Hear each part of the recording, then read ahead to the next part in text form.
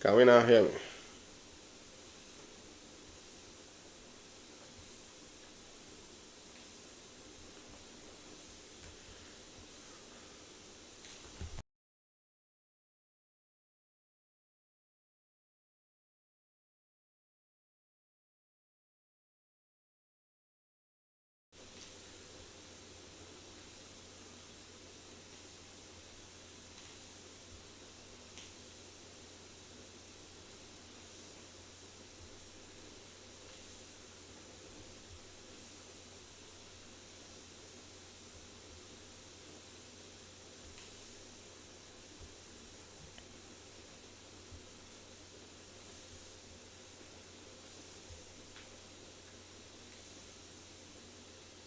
Hello, can we hear me?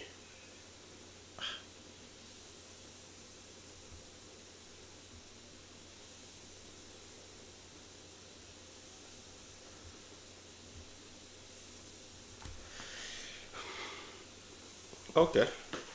I will try to make a start and see what the whole thing says. If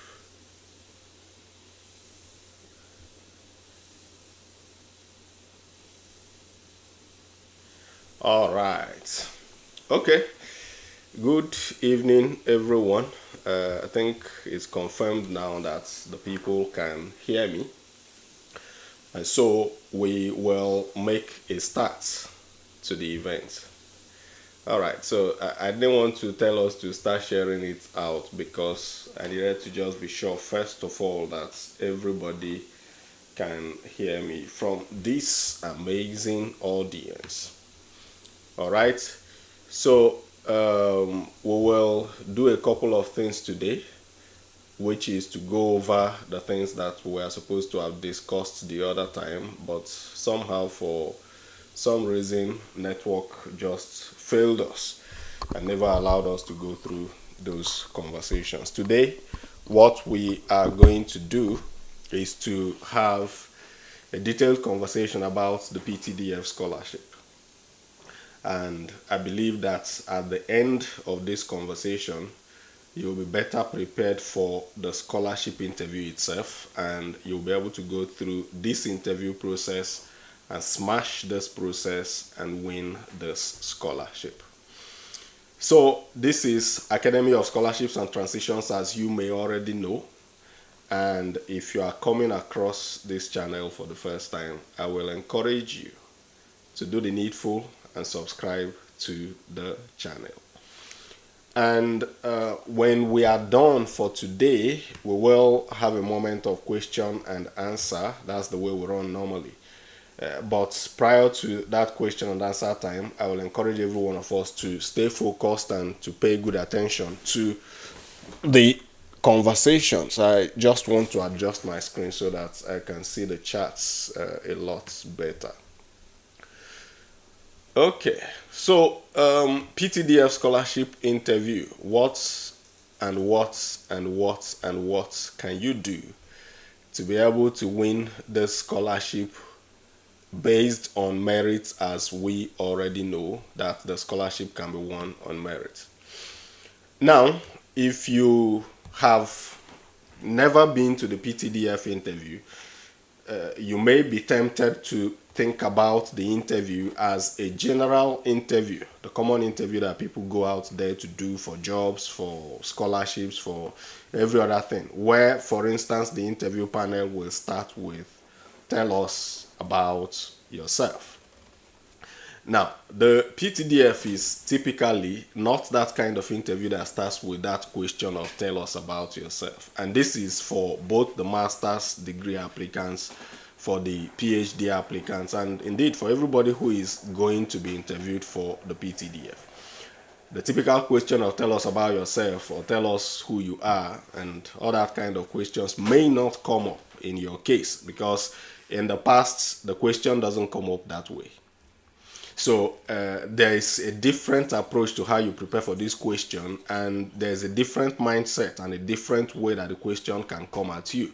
And that's why you need to pay close attention to all the things that we will be discussing just now. First of all, It's very important to emphasize that you can win the scholarship on merit, even though people talk about something that they call stakeholder list, and a lot of people seem to focus their energy on trying to find one politician or the other to go through that person and get into the stakeholder list. But this is the assurance, and what I'm going to be telling you are things that I'm certain of. I know that I did not need anybody to win the scholarship. I know that up to 7 of my close friends who have won the scholarship did not need anybody to win the scholarship. And the spread covers Eastern Nigeria, North Central, Western Nigeria, and even somebody from Abuja who has won the scholarship. I know that these people have not gone behind closed doors to meet any politician or to meet anybody to help them win the scholarship. So I want you to go with the mindset that you can win the scholarship purely based on merit. Purely based on merit. So the merit system works because, again, the scholarship is a national scholarship, but the competition for the scholarship is a statewide competition. Please confirm that you can still hear me and it's still coming out clear. All right, so it's a national scholarship, but the competition is statewide. What this means is that even if, for instance, there is corruption in one state, then the corruption in one state does not translate to corruption in every other state. There is a central organization that conducts the interview, that conducts the scholarship review process, qualifies applicants and all that and all that. But you are competing against people from your own state. So if the system for any reason gets corrupt, then you hold your state's politicians responsible because they must have been the one who probably went to corrupt the system. All right, but I don't want you to focus your mind on all those possibilities and all those outcomes. The other thing you must also know is that whether or not the stakeholder list exists somewhere, that list does not interfere with the merit list. And the merit list, to the best of my knowledge, what you see published on the PTDF website every year is an actual merit list of people who won the scholarship because they had the best performances from their states. In the first attempt of, in my first attempt of the PTDF scholarship, I did not win it, right? And even though like my records are very great academically, but I did not win it.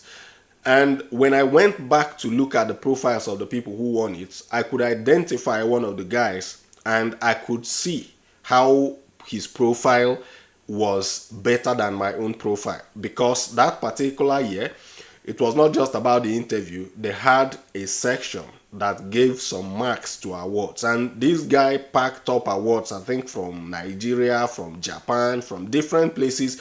He had all these academic awards that kind of placed him in a position of advantage over myself, and I could see it.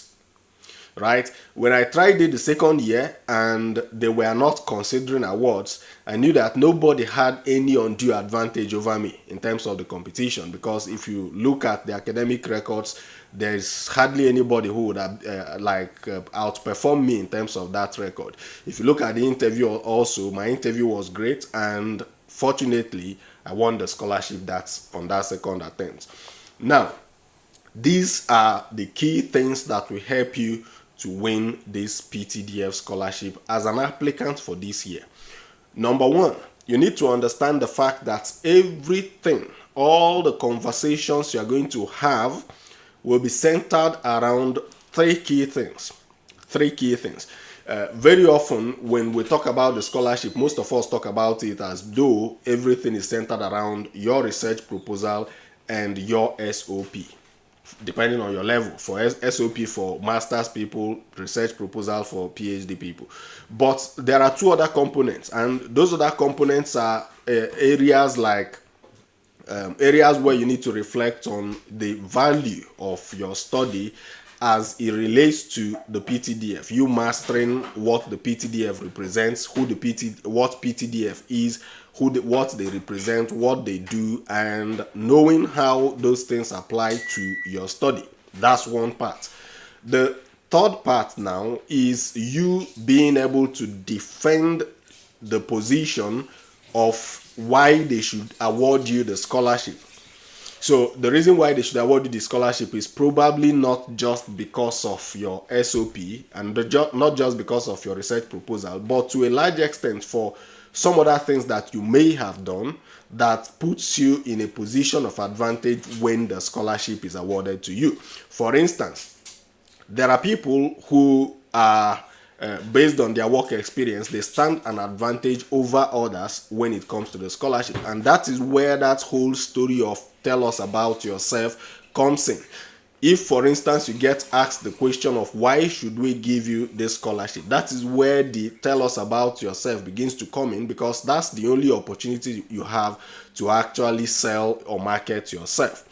But first things first, when you get into the interview room, there are a number of things that will happen there, and you need to be familiar with these things so that you can prepare your mind ahead of time. First thing is they are going to prove your identity. They are going to check to ensure that the identity you presented to them is the same person who has come for the interview. All right, so please, if anybody is on the WhatsApp group, you can help me copy the link to this event and post it right there on the WhatsApp group, because I think there are quite a number of people on the WhatsApp group who may not know that the event is already started. Then you also go through this process, and that's why they have your local government identification number. Of course, you have used your national identity number to apply for the scholarship, which confirms that you are a Nigerian, because the scholarship is meant for people from Nigeria. But because the scholarship is, as I mentioned, a competition of yourself against people from your state, PTDF wants to see your local government identification certificate, or whatever it's called, to be able to confirm that you actually come from Gombe State if you claim that you are from Gombe State, or that you come from Kogi State if you claim that you come from Kogi State, or you are from Lagos as your claim in the application would have suggested. And when they have done all this confirmation, verification of identity, the next thing they move on to is to verify and grade your certificates. To verify and grade your certificates. Now, many of you probably already know that when you go for the PTDF scholarship interview, your results are graded. And the number of results that get graded is dependent on the level that you have applied for. So if you have applied for the master's degree scholarship, your O-level certificate will be graded. Your bachelor's degree certificate will be graded. If you have applied for the PhD option, your O-level, your master, your bachelor's, and your master's will be graded.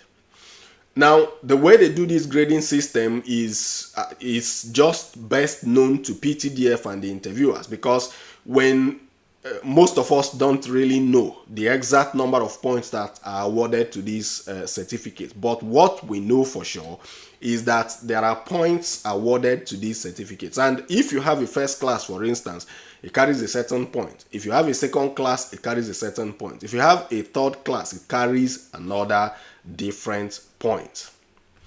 All right. So depending now on the nature of your certificates that you graduated with, you will get a certain number of points allocated or awarded to you.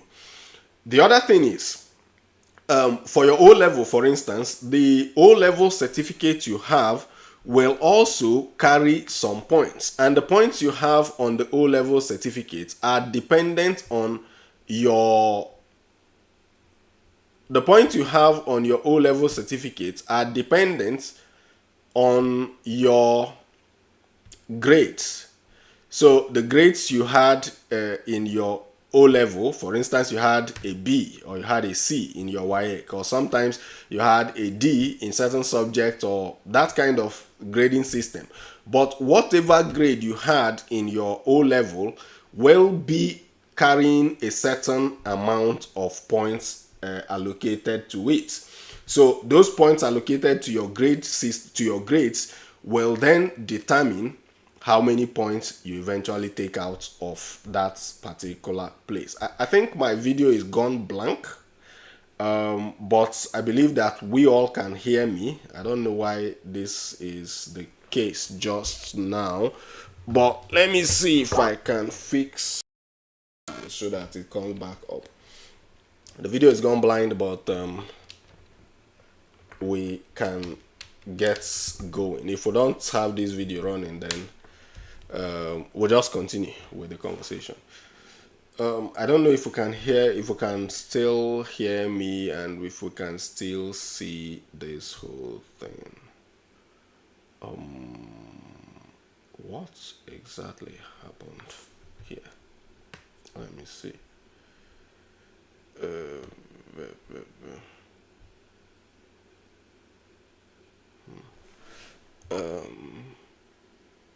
Okay.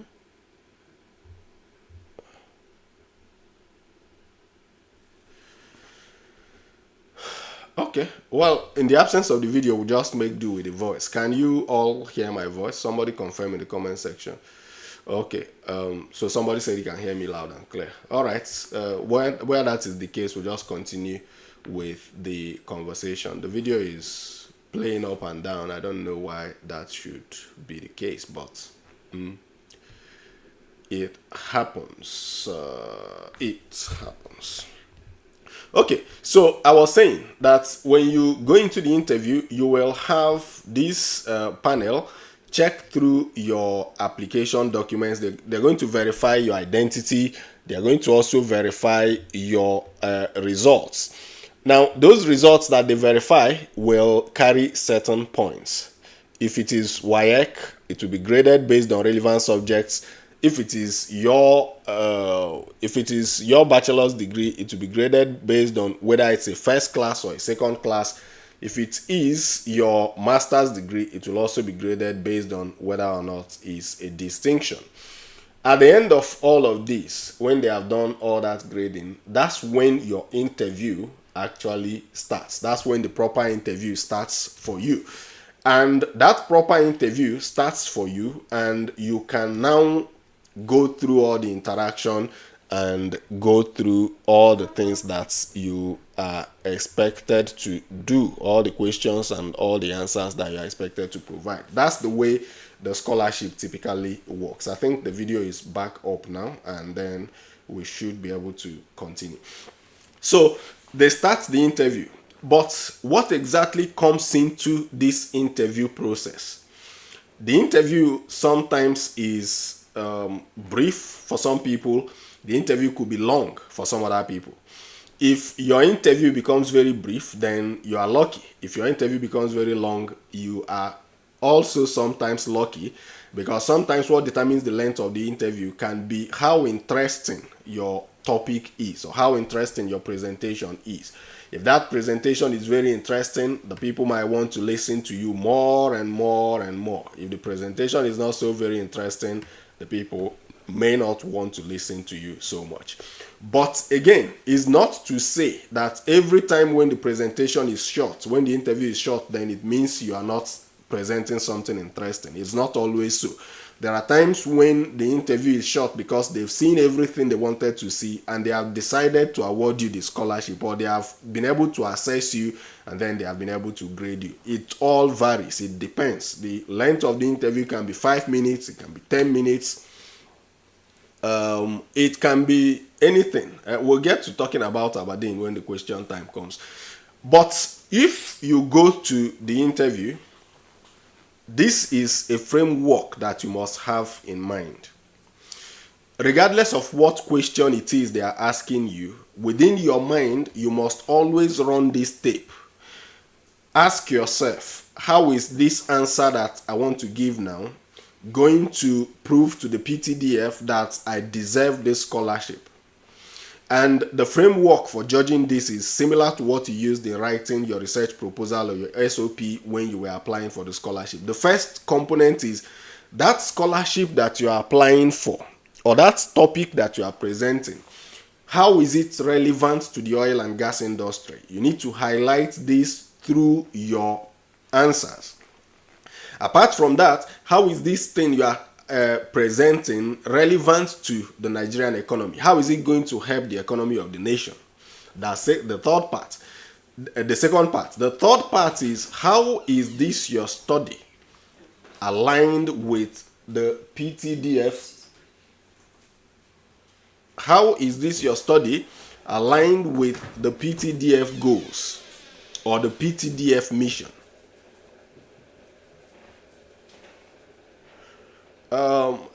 I don't know. Can we hear me? I'm getting information that my voice is breaking. I want to know if it is happening across board or in just this location. Can you hear me?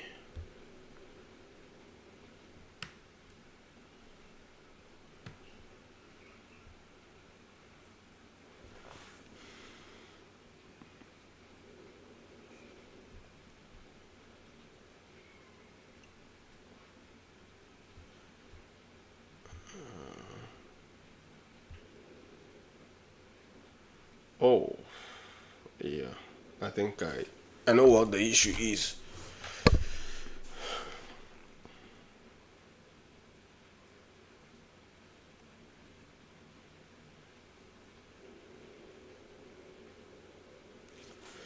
Okay, can we hear me now? I think it should be a lot much more, it should be much better now and more stable. Is it?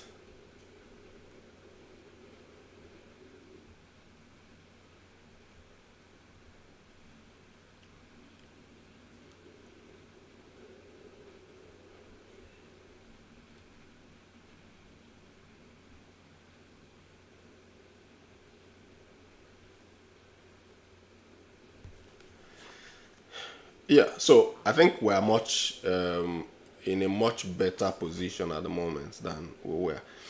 All right, so we have this the scholarship. You need to think about this three framework. Number one, how is this relevant to to the oil and gas industry? How is this going to help the Nigerian economy? And how does this align with the PTDF goals? By the time you answer these three questions or you address these three components, you'll be standing a step ahead of your mates.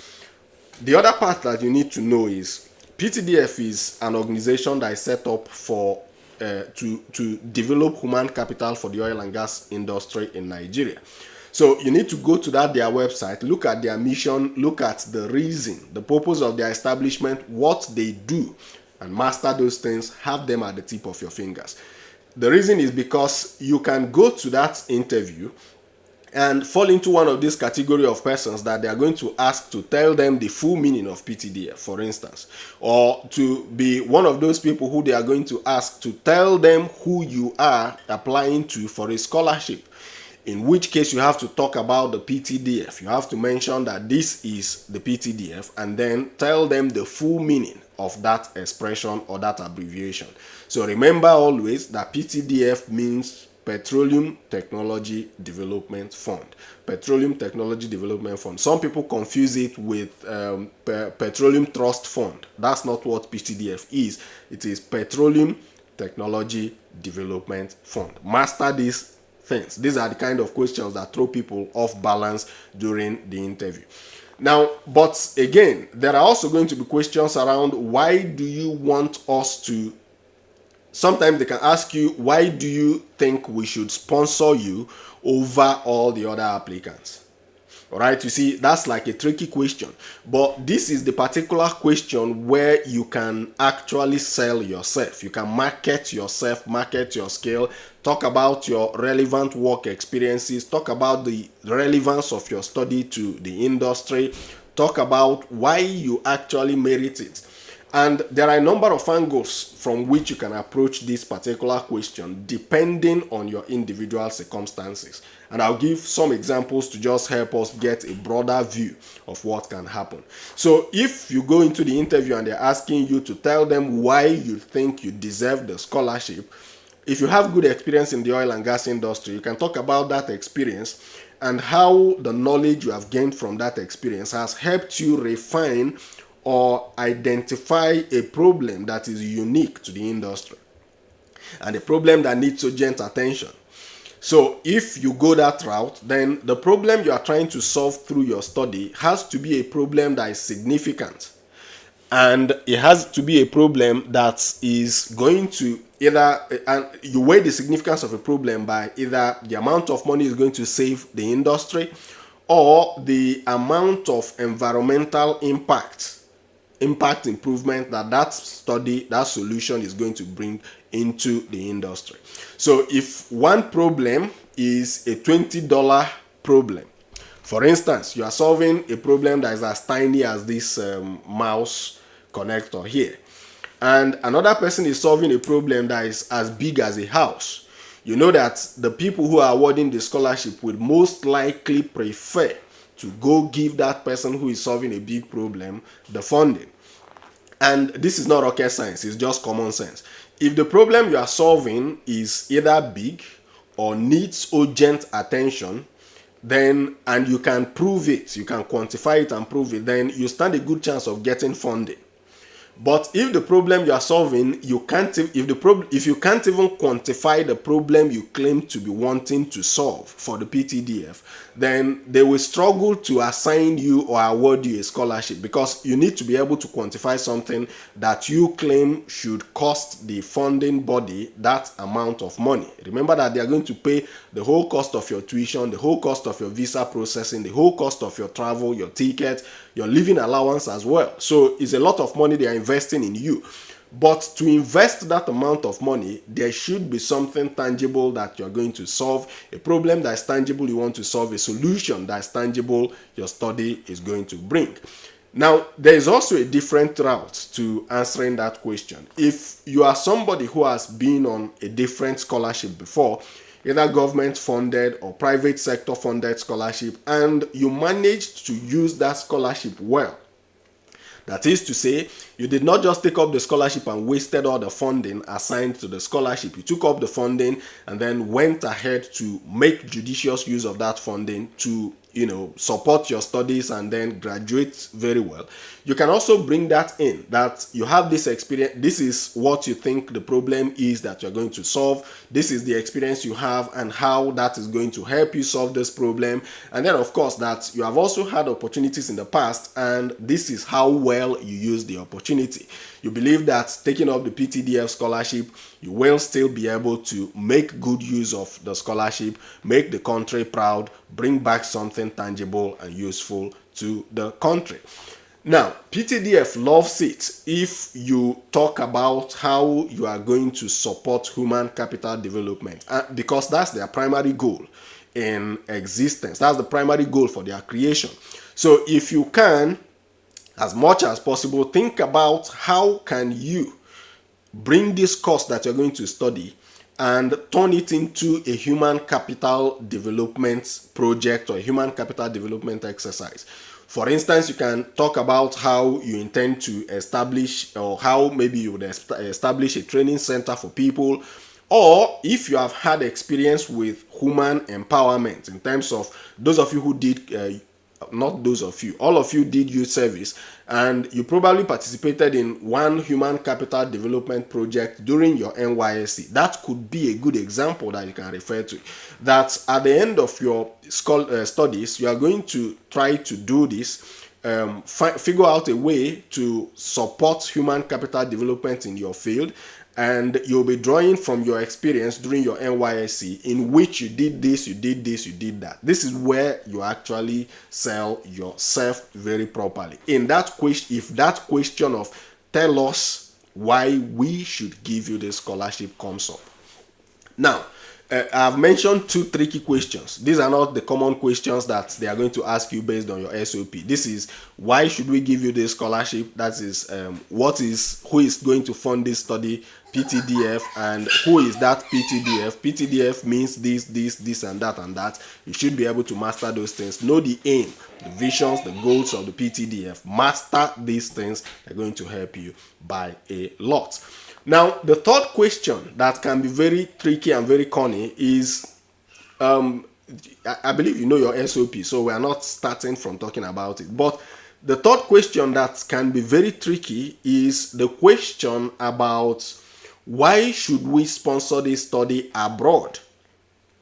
You see, it's tricky because already you are applying for a study outside of Nigeria, right? The PTDF scholarship you applied for is to be funded outside Nigeria. That's what PTDF called you to apply for, is OSS, Overseas Scholarship Scheme.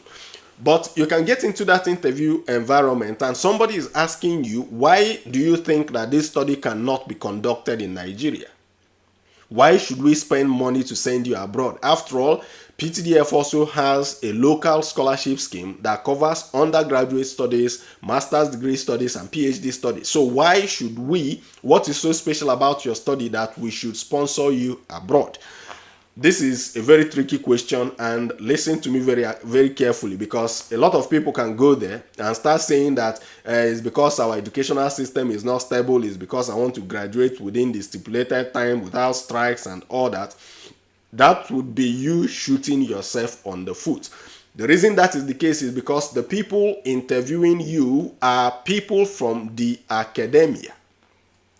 Your interviewers are going to be people from the academia. It is usually a panel of two interviewers, maybe one secretary of the interview, and then a representative of the PTDF. The PTDF representative does not really contribute much to the conversation. They are just there to observe the process and probably to ensure that nobody is being cheated and that there is no manipulation of the process. The people who will interview you are likely professors and doctorate degree holders. So you are talking to academic people. And before I move on with what I was saying, this is why you should also dress very corporately while going for PTDF scholarship. Think of it as you going for your master's degree project defense. How would you dress if you are going to address that kind of audience, an audience of professors, associate professors, doctorate degree holders, readers, and lecturers? How do you dress when you are going to address those people? That should determine the framework of your dressing going into this scholarship interview. I know you might want to look like you. I know you might want to dress in your native. You might want to dress in your jeans. You might be a tech bro somewhere that wears round neck polo to work and all that. But please, if you are going for the interview, for the sake of giving a good impression, a good first impression, please dress corporately. This is not to say that you should go sell something to be able to buy a suit. It's not necessarily so. Corporate dressing is corporate dressing. It could be a shirt and a tie. It could be a shirt without a tie, tucked in. It could be a suit. It could be anything. But please, by all means, be as corporate as possible within your financial means. Back to what I was saying. So when they ask you why they should sponsor your study abroad, why your study is so significant that you should go abroad, you don't want to approach it from the position of bad-mouthing the Nigerian educational system. You don't want to talk the educational system in Nigeria down in your answer. What you rather want to do is to highlight certain advantages that staying at home would not give you. For instance, if you are studying in Nigeria, most of your classmates are going to be Nigerians. Yes, there could be a mix of people from the north, from the south, from the east, from the west in your class, but a majority of those studying in that class will be people from Nigeria. So you are not able to build international network very easily when you study in Nigeria. All right, and that could be your reason for wanting to go study abroad. However, when you mention reasons like this, you also must understand. Please, let's hold on with the questions. I'm going to come to a question and answer time. This is usually the way I run my events. At the end of the conversation, we'll get to a question and answer time because the chats are moving.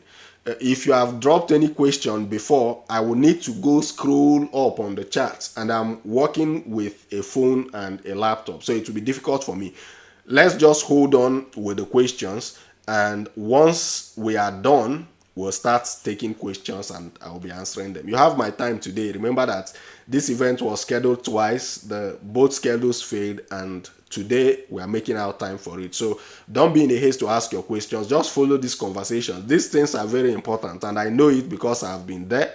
I know it because, like I mentioned, I have somewhere around 7 friends, close friends, who have won the scholarship. So if I'm saying something about PTDF, I believe I don't need to tell you that I need to pay attention. Now, if they ask you that question and you mention networking, the opportunity to build international network, the next thing that you should do immediately is, how does this international network benefit Nigeria? How does this international network benefit the oil and gas industry in Nigeria? How does this international network support the aims of the PTDF? Remember, I mentioned these 3 things. You must always think about them. In the process of answering your questions, always think about them. Now, some people would say, I want to go and build network, but your network is primarily for your personal gain. And what PTDF is sponsoring you to do is not to become a selfish person, is to become more or less a patriotic Nigerian. So when you are talking about why they should go sponsor your study abroad, you want to relate it to how that advantage you gain abroad will be relevant to the home front. All right, how that advantage abroad becomes relevant to the home front. That is what PTDF wants to hear. That's what the interviewers want to hear. The other thing is this: there are certain studies that you cannot actually carry out in Nigeria very easily. But even with those kind of studies, you need to be very careful. When I went for the interview, for instance, I got this question. And when I thought I didn't prepare for it ahead of time, I just kind of managed to pick up answers from my brain and then package certain things and told them. Again, because the fact that I had studied outside the country before, and the fact that I was working in the oil and gas industry probably gave me some advantage. You may not have that advantage if you have not experienced the industry before, and that's why you need to sit down and think carefully along the lines of these tricky questions. Now, in my case, I was going to study something that my proposal was around something that had to do with nanoparticles. And if you are from an oil and gas background, the nanoparticles was to be used to develop drilling fluids for high temperature, high pressure wells, right? But when they asked me that question, I thought of it, and when I started discussing how this study might be challenging to do in Nigeria, I had to highlight the fact that, well, this study is in this area, and to the best of my knowledge, I don't know any company that makes nanomaterials in Nigeria. I also don't know any place, any lab that is equipped to study nanoparticles in the country. Now, this is the little clause that makes the difference. Some people would say there is no company, or some people would say there is no lab that does this. While that might be true to the best of your knowledge, you may not be 100% certain. And remember, you are dealing with people who are from the academia. They might know a lab somewhere in Abuja that you've never heard of. Or they might know a lab somewhere in Lagos that you've never heard of. Or a company somewhere that they've done a contract for, a consulting job for that you've not heard of. So you want to be relatively humble while trying to pass your point.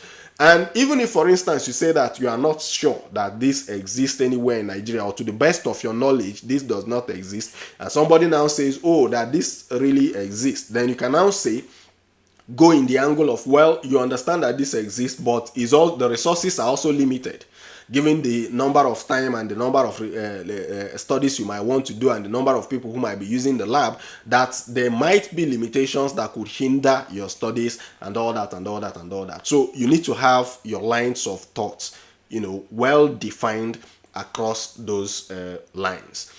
The other way you can go about it is on the networking part. You can think of how, if you build a network, you can learn from the other countries, their policies, their oil and gas operations, all the people you are going to meet in the UK, from the Middle East, from America, from different parts of Europe, how they've been able to manage this particular thing in their country, and how this could be useful to you when you come back to Nigeria.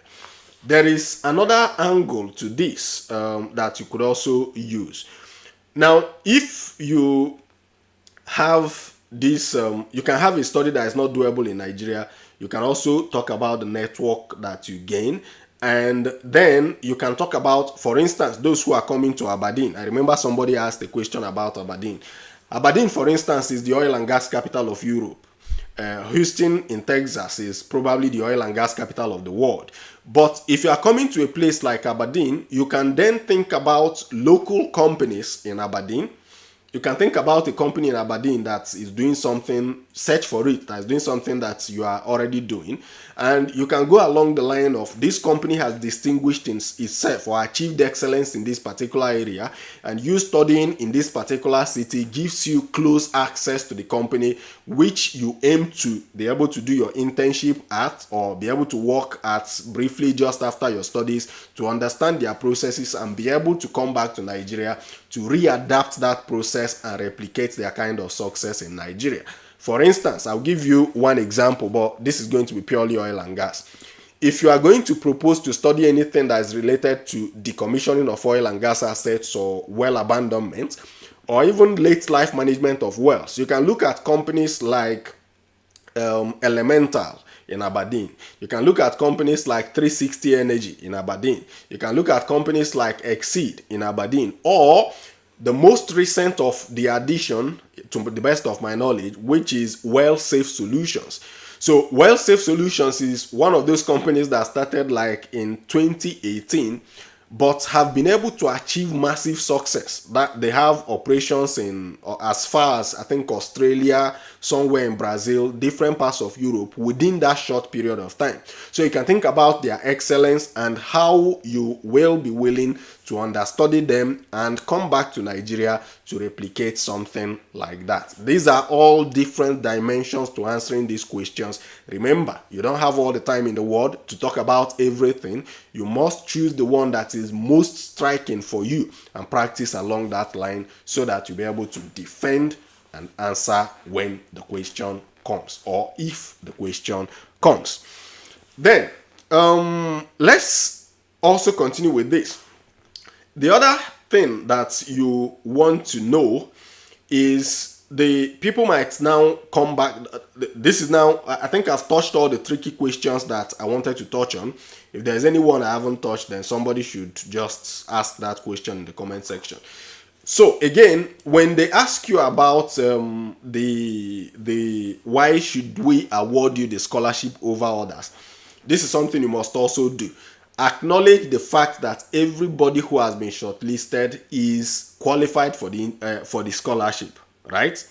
So you can go along the line of, well, I think that I qualify for this scholarship, or I think I should be selected for this scholarship.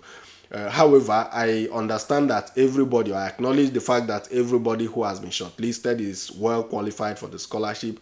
However, I think that in my particular case, I have done this, I have done this, I have achieved this, I'm working on this, I've worked on this, which kind of gives me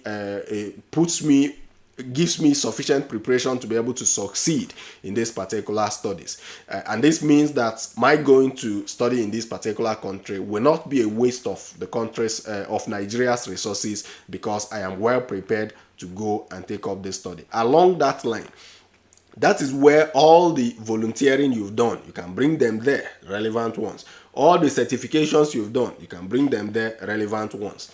Now, enough of the tricky questions.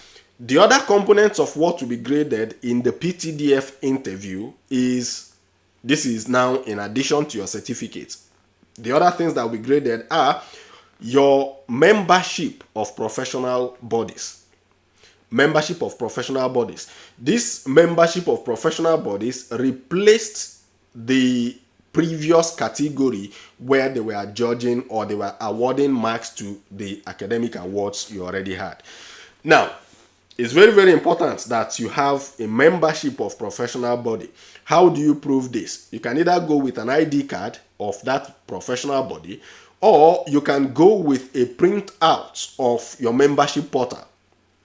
Because there are some professional bodies that may not give you an ID card to carry, but you can print out the membership portal of that place and go with it. If you are applying for a PhD, this is most relevant to those of you. All the publications that your name appears on anywhere in the world, whether they are related to oil and gas engineering, they are related to the energy industry, or they are related to the food industry, please pack all those publications and go there. And remember that everything you are taking to the PTDF interview should be in hard copy. Don't go there with a soft copy in a flash drive. Nobody is going to give you room to present using slides. You're going to do everything either hard copy or from your head. So you go there with all those publications, carry them along while you are going. Your publications are going to count. Now, I think in their rating process, the ones where you are the first author carry a different mark. The nature of the journal where the paper was published also is looked into in the grading system. And the ones where you are a second author, a third author, a fourth author, they carry different marks apportioned to them. But you don't want to miss a single point. And the reason you don't want to miss a single point is that PTDF is a competition for the best of the best in the country. It's a competition for the best of the best in the country. So even 0.5 points matters a very whole lot. It can disqualify you from winning the scholarship if you don't take that very seriously. So your membership of professional bodies and your publications. If you are doing a master's and you have your membership, your publications, please go with them. But to the best of my knowledge, the publications are most relevant to the PhDs than it is to the master's people. Now, on your SOP and research proposal, this is something you must do very critically important. Very, very important. You need to go and master that document that you submitted. You need to master that document. And as much as possible, think about the possible gray areas that they might ask you questions.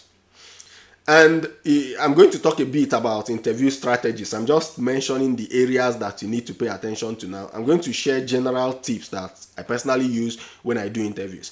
If you are going there, you need to master your SOP and you need to master your research proposal depending on which one is applicable to you. Because that's going to be the opening conversation or the central focal point of the conversation. The other things are additionals to it. But the central point of the conversation is your SOP or your research proposal. This is because PTDF is a merit-based scholarship. Merit-based scholarships are judged based on academic merit, and the best way to judge academic merit is your previous studies and what you are proposing to study in the future. Master it. Try to ask yourself questions. In fact, if you can do something like this, you can take that SOP and ask ChatGPT, for instance, to generate possible interview questions based on this. So this will give you like various options, and it's not as if all those options are going to come up, but if they do come up, you would have prepared yourself slightly differently from that. In my days, ChatGPT was nowhere to be found, so we had to like try to figure out what we had to do by ourselves. But you can take advantage of the technology, use the technology to like improve your preparation and all that and all that. The other good way to prepare is to look at journal papers that have been published within that area of what you are proposing to study. So somebody else may have done that work in Texas. Somebody else may have done that work somewhere in China, somewhere in Malaysia, or somewhere in France or in the UK. Try to see what they've done and then try to see what you can learn from there that can help you expand your SOP and expand the conversation around your research proposal. Now, those of you who are going for PhD, here I come for you. There's a special segment now that is dedicated just to PhD scholars. When you discuss your research proposal, very often the panel are going to ask you questions like this. Okay, before we go into that PhD thing, there is this other general question that they love to ask. And that question is whether you're applying for full scholarship or partial scholarship. Don't panic when you get this question, and don't rush into asking them for partial funding when you know that you need full funding. Partial funding is for people who have either started their studies and are looking for just some money to complete, or those who are on a scholarship already. For instance, somebody is on a school-funded or university-funded scholarship that gives the person a discounted tuition. So you're not paying tuition, but you still need to figure out how you live, how you pay your rent, how you try to eat and all that and all that. Those are the kind of people who go for partial funding. And evidence shows, to the best of my knowledge, there is no discrimination. You are not going to get the scholarship because you said you need partial funding over somebody else who needs full funding. To the best of my knowledge, there is nothing that indicates that those who go for partial funding stand a better chance of winning the scholarship. So partial funding is there, full funding is there. Very often I would advise people go for the full funding if that is truly what you need. Now to the PhD people. So if you are doing a PhD and you are going to talk about your research proposal, there is an additional job that you should do in that conversation. First of all, you are going to be asked to talk about it. You are going to tell them what you want to study. Very often at the end of discussing that, the professor might want to know whether you are proposing to use, say, what's it called again? They are going to ask you whether you are going to use whether your research is quantitative or qualitative. So quantitative research and qualitative research, you need to understand what the differences between these two are. But in simple terms, quantitative research is everything that has to take you to the lab, take you through simulation and all that. Qualitative research are those research that will involve mostly desktop research and surveys and interviews that you eventually analyze to understand, make recommendations. So qualitative research is mostly common to those who do humanities and management kind of research. Qualitative is mostly common to those who do human-related sciences and management. But quantitative will always be the hardcore engineers and hardcore physical scientists who go to the lab or who do simulation. Know that difference is very important. The second part or the third part of what PhD holder or PhD applicants need to understand is, when you talk about your research proposal, the team expects you to also understand that research can face challenges. And the challenges faced by research can be unique to each research. So you need to be able to identify to them that, yes, I know that this is what I want to study, but I also know that these are possible challenges that can come up in the process of time, right? And then talk about your thoughts, what you feel like would be a possible solution. What does that do for you? It gives the panel the idea or the feeling that you have done a thorough job. You've done a thorough job of studying and understanding everything that you needed to study. If you have cited any paper, try the most you can to have a fair idea of what the paper said, because you may just end up in front of a professor who wrote one of the work that you cited in your research proposal, and then the person becomes interested to actually dig deep and know if you studied this work. So these are the special units for PhD people. You need to be able to tell them that, yes, this is what you want to study. In all cases, remember that the problem you want to solve, the bigger the problem, the better your chances.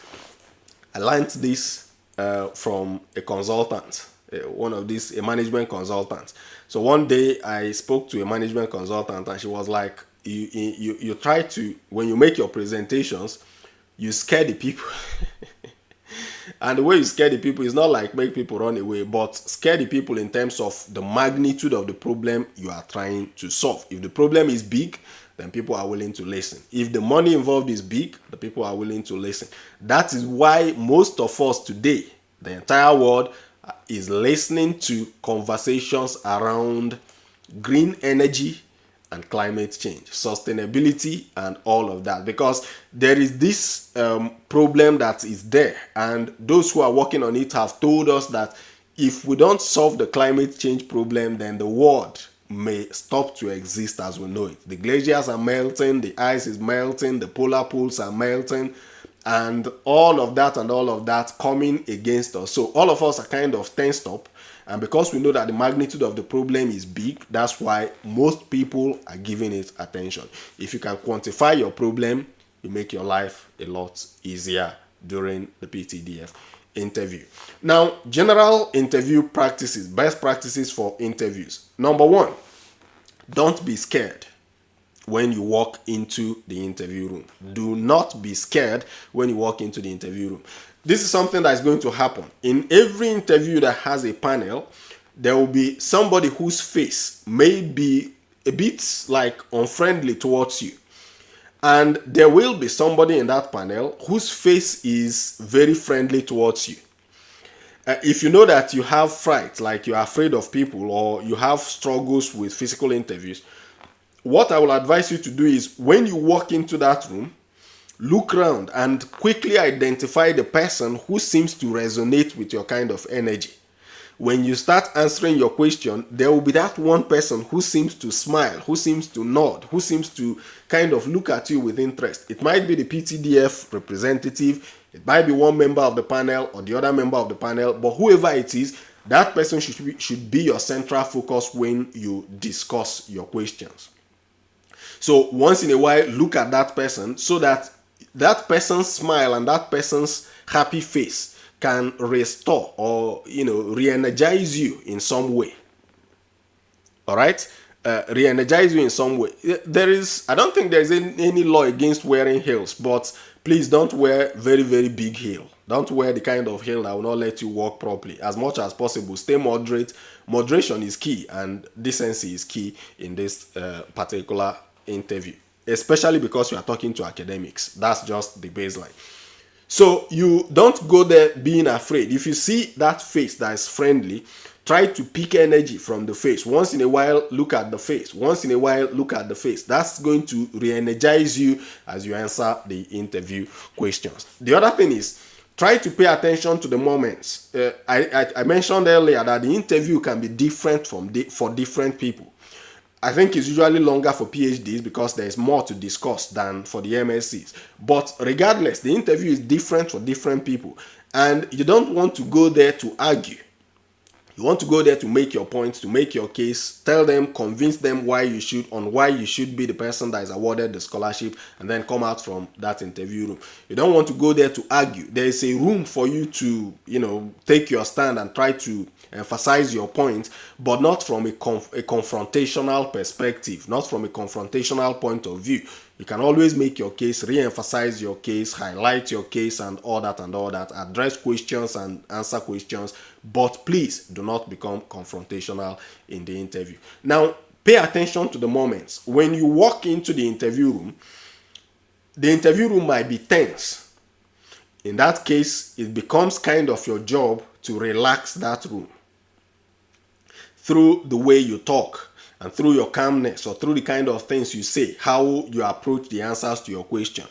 The interview room can be tense based on you don't know what the previous person has said. You don't know how that has affected the mood of the panel. The panel tries to be professional as much as they can, but we're all human beings. We need to acknowledge these things sometimes. They can be tensed in the room. And if you walk into the room and the room is a happy room, don't make the room tense by being over serious. I mean, you are not going there to become a joker, but don't walk into a room that is lively and by your over seriousness create tension in the room. The atmosphere of the room of your interview, the more friendly it is, the better for you, because the people will then be more willing to listen to you, interact with you from like friends. They're going to be very interactive and not be combative in your interview. Now, the other thing is, every time that you see somebody memorize something, when the switch of that memorized content is unplugged, it becomes difficult to reorganize thoughts around it. And that's why I have always mentioned master your SOP. I have not said memorize your SOP. I'm not even saying study your SOP. I use the word master your SOP and master your research proposal. The reason you want to master it is because you want to be able to talk about it as something you know, not as something you memorized.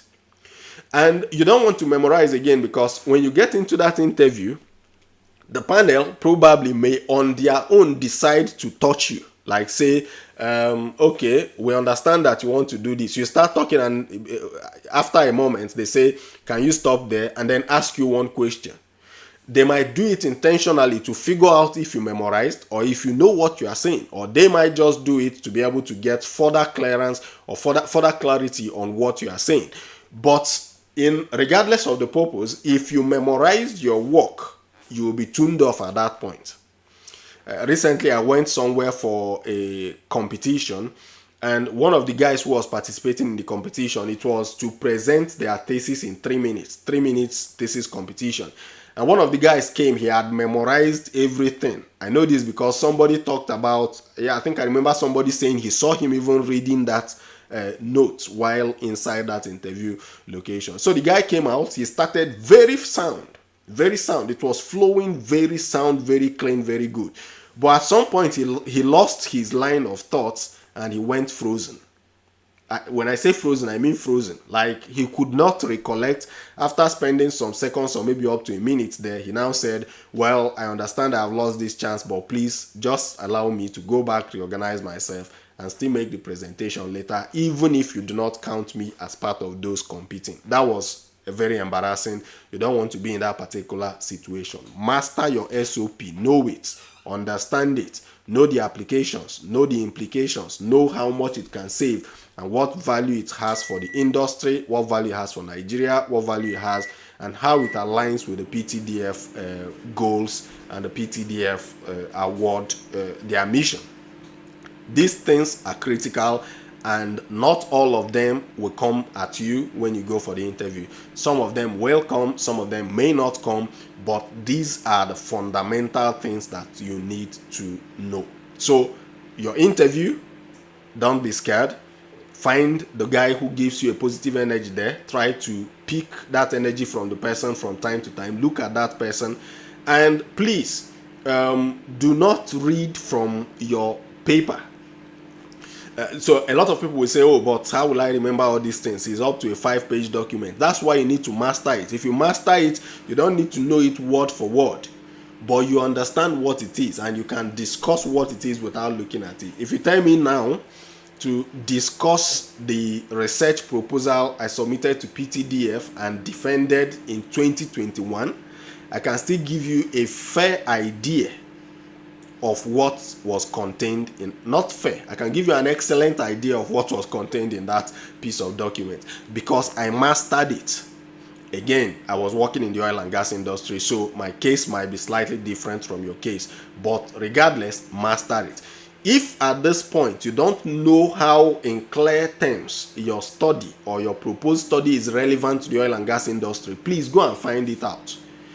Don't try to be the one person who solves everybody's problem. There has to be a unique problem that you are solving, and that unique problem is one that you need to understand very well, read very well about it, just in case questions come around it. For instance, if you go and say you want to do carbon sequestration, CO2 sequestration, know about CO2 sequestration in case questions come from there. But master what you are going to do in that place. All right, so PhD scholars, one more special thing, and then we'll move to the question and answer time. That special thing is all the tools that you are going to propose to use for your studies in your methodology. Please master them very well.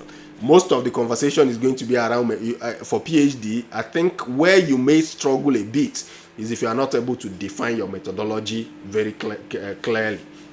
I think in your research proposal, you must have identified your aim, your objectives, your gap in knowledge, but you need to be able to think about your methodology. It's a proposed methodology, but you need to know the tools that you're going to use. If you say you're going to use Python, please, have you taken any Python course? Are you planning? Have you enrolled for any Python course? If you are going to propose mechanical testing, for instance, what kind of instruments are used for mechanical testing?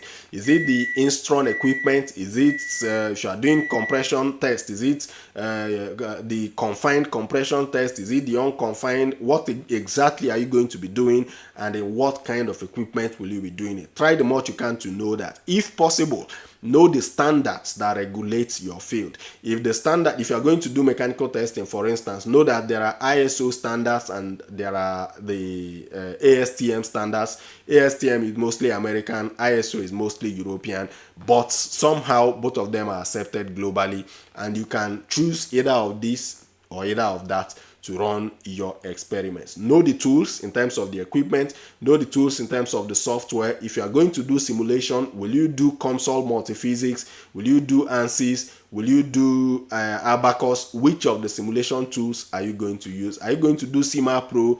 Which of them exactly are you using, and why? Because in PhDs, everything you do, you have to back up with a reason. So know those reasons. If, for instance, they decide to stretch you that far, that will be good for you.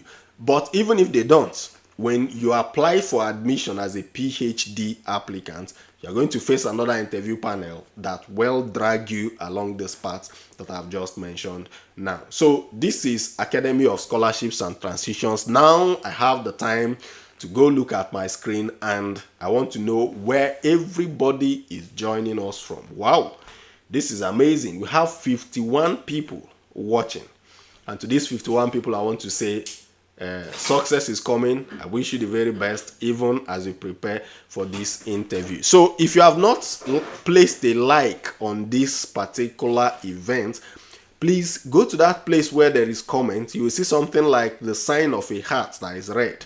Tap on that sign for me. It helps this video. It tells the algorithm that this video is useful and this session has been a useful one. Now, let me know where you are joining us from, and then let's proceed with the question and answer time.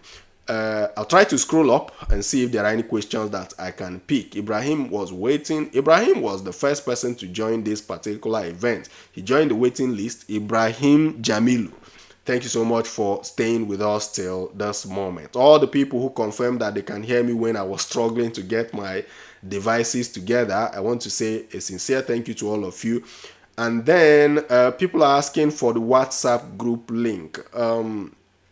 If anybody is here and you have access to the WhatsApp group link, please put it in the comment section. I can't access it now because I'm working with my phone and my computer. If I go off to access that link, I will be distorting this particular event. But if you see the link anywhere, join as soon as possible. There are over 900 people on the WhatsApp group, and you know that WhatsApp has a limit of about 1,025 or 24 people per WhatsApp group. So when you see the link, please join as quickly as possible. And now that we are still here, there is one request I make when I do these live events. There's a particular video on this YouTube channel, and I want to request that every one of us at the end of this event, you copy the link to that video and just post it on your WhatsApp status. That video, it talks about scholarship opportunities. It talks about how to win specific scholarship opportunities. In fact, that video will also be useful to those of you who are here, because it doesn't just talk about scholarships like PTDF. It talks about other scholarship categories that are relevant and you should be looking to win. So I'm still scrolling down and looking for questions. Please talk about studying in the UK, particularly University of Aberdeen. All right, so the UK is a great place to study. I must mention it's a great place for you to study.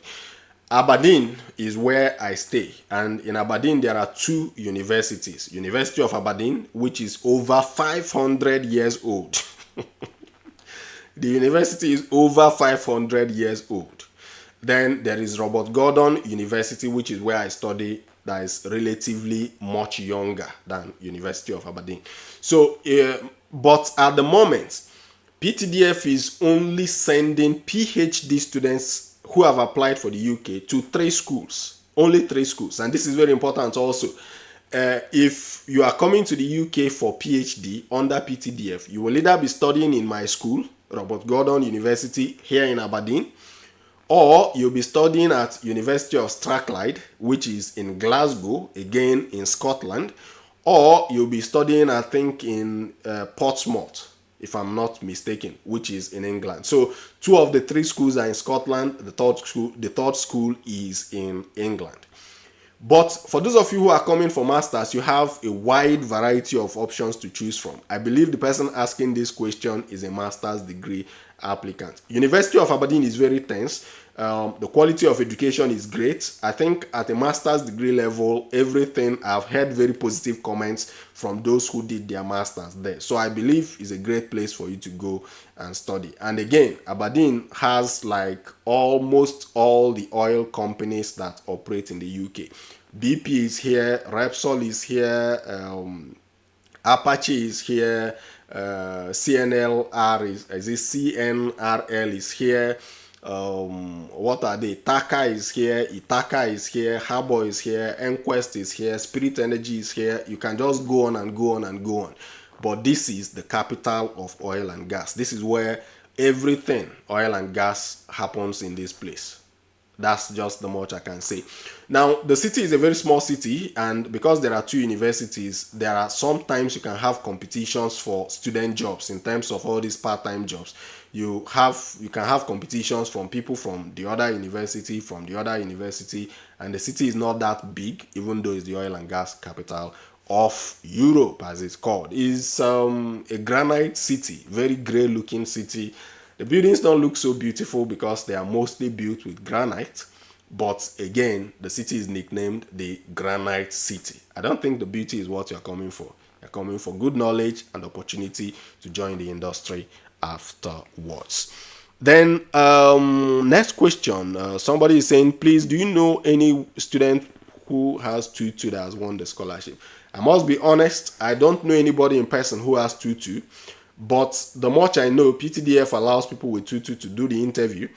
And if they give room for you to do the interview, I believe there must be somebody somewhere with a tutu who has won the scholarship. Because it's based on, I think for the tutu, they consider your relevant work experience as an augmenting factor for your degree.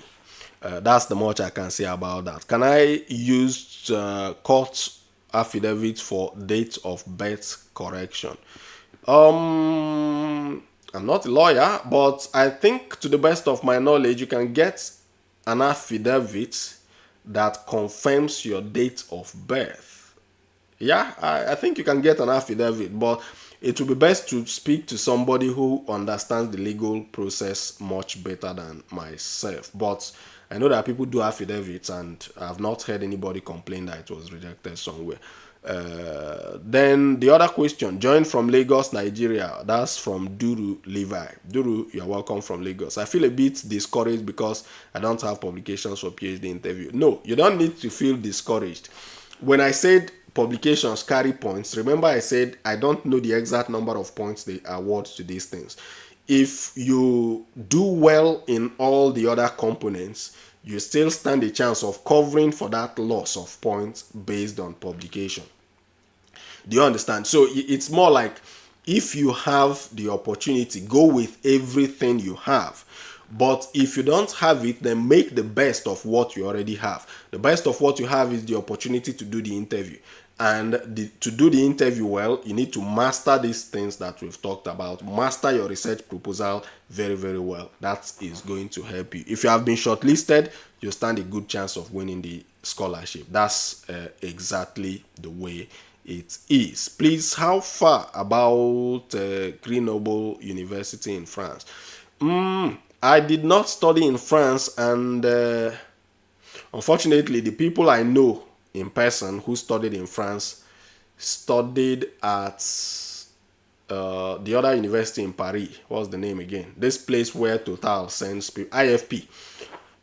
But I think I know a lady, a former schoolmate from Rwanda, who is in Grenoble. I'm not sure. The lady is still in France. I'm not sure if she's in that place. But the thing is this: any school that PTDF has selected is a good school. Any school PTDF has selected is a good school. The differences now would be, what do you want after the study, and what kind of opportunities can you have within that city.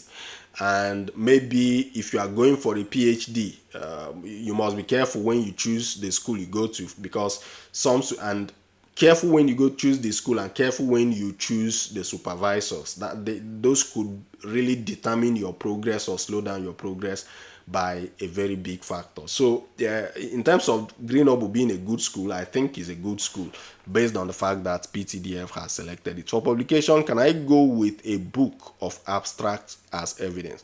Please, whatever you have, go with it. If you have a book of abstracts, go with it. Although they may prefer to have journal publications, on online platforms, but if you have a book of abstracts, go with it. It's better that you go with it and they say we don't take it than that we are going to take it and then you did not go with it. If that makes some sense, please go with any evidence that you have. Please, can you give some advantages of Robert Gordon University for someone that wants to study oil and gas accounting? At master's level, I would assume. Okay, so there is this thing about Robert Gordon is where I study, and I think at master's degree level, the school is pretty much okay. At master's degree level, University of Aberdeen is also very good. But and if you were going to be self-funded, I will, without thinking twice, say come to Robert Gordon because it's cheaper in terms of tuition than University of Aberdeen. But in terms of advantage, significant advantage over University of Aberdeen for oil and gas accounting, I'm not sure there, because the curriculum may not really be that different. However, there is something I heard some time ago. I have not verified this, but somebody was saying that University of Aberdeen does not have the long vacation breaks. That this is for people who start their studies in January. Usually, if you start in January, there is a long vacation holiday that you should have within this period. And during that long vacation holiday, you can work full time. So I know that Robert Gordon has it for many of the courses. I think there are specific courses who do not also have the holiday, but you can think of it in that sense. The two schools will be good, but if you are thinking about the cost, if you were thinking about the cost, I would say come to RGU without a doubt. The other advantage, in terms of advantage, University of Aberdeen also has a long prestige. The school is over 500 years old, so they have a lot of alumni groups and all that. And so if you go there, there could be a good chance of good networks. But then, if you stay in Aberdeen, University of Aberdeen from RGU is like, they are not so far apart like that. You can still build networks across both institutions if you put your mind to it. But both schools will do good if they both offer the course. Then, but then, if you come to RGU early enough, you stand the opportunity of meeting me in person. So that could be another advantage. Who knows? Yeah, so someone said, I am currently doing do not belong to professional body. Can it affect me?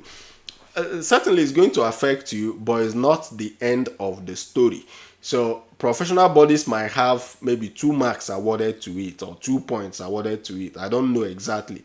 But the thing is, you can make up for those points through your interview performance. Somebody else could have publications, have memberships of professional bodies and flops in the interview. The person will not still get that scholarship because the interview itself, the actual interview itself, carries a big point.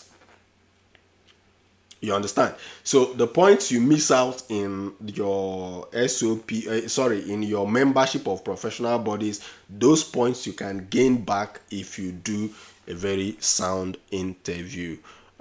Please, I pasted my manuscript during my application. It's yet to be published. Can I still print it and go along with it?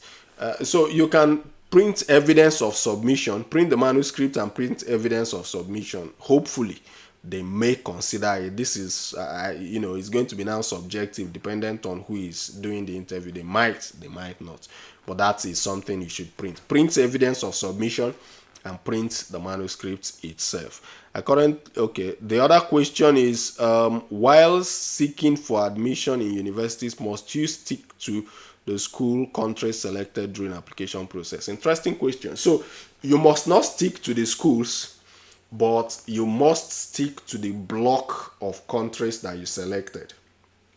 And when I say block of countries, I mean that the UK under PTDF is treated as one separate block of country. And France, Germany, Malaysia are treated as one other separate block of countries. You can't cross carpet from one block to the other. So if you applied for UK, conventionally, you can't transfer from being a UK applicant to a French applicant or a German applicant or a Malaysian applicant. But in our time, there was room for changing between France, Germany, and Malaysia. You could move from Malaysia to France and all that, but you couldn't cross to the UK. There might be exceptional instances where PTDF may consider that, but as a matter of practice and principle, you are not allowed to cross countries. Please, let's remember to like. There are 60 people watching. There are only 26 people who have liked this live session. And I know that we are passing good information here. So please just like it. It helps the live stream by a lot. Just place that like there. And also remember to copy the link to that scholarship video that I mentioned and put it for me on your WhatsApp status. That's going to be the only way you say thank you for this particular conversation. And again, it's going to help your friends, by the way. And the whole essence of this particular page, the key essence, is to help people by a lot. And again, before I start going through the rest of the questions, I want to also mention something. There is an annual event that this Academy of Scholarship hosts, Academy of Scholarships and Transitions hosts, and that event is planned for August this year. We do it, physical venue is University of Nigeria, Nsukka. So we have a physical location there, and then we stream that event to the online community. Because we're having this live event now, it's good I give you a tips of the iceberg of what to expect and why you should plan to join that event. The event will be talked more about in subsequent days, but this year we're going to be discussing something unique. We'll be looking at something around the subject of going from local classrooms to building global impact.